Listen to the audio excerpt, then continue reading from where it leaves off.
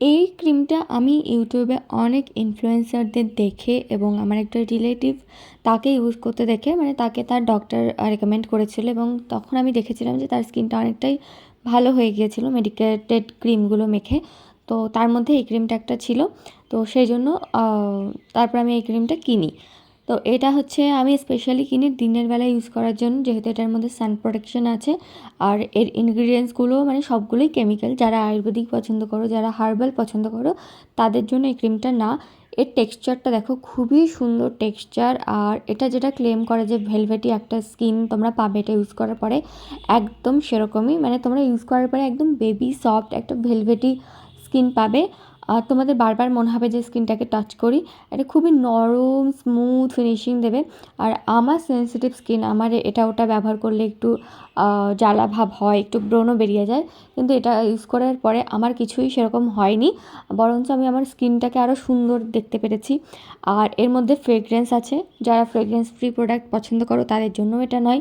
দেখো, এইটা আমার যে রিলেটিভ তাকে তার ডক্টর বলেছিল যে 2 টাইমই ইউজ করতে, মানে ইভিনিংয়েও আর সকালেও।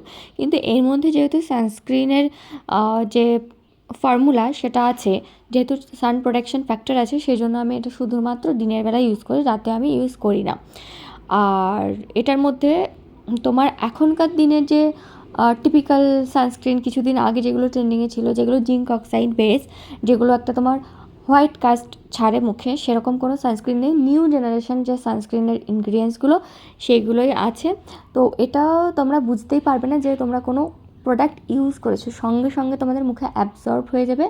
হ্যাঁ, তোমাদের কাছে এটা একটু দাম বেশি মনে হতে পারে, কিন্তু এটা খুবই সামান্য পরিমাণ লাগে। আমার ড্রাই স্কিন, তো আমারই অনেক সামান্য পরিমাণ লাগে।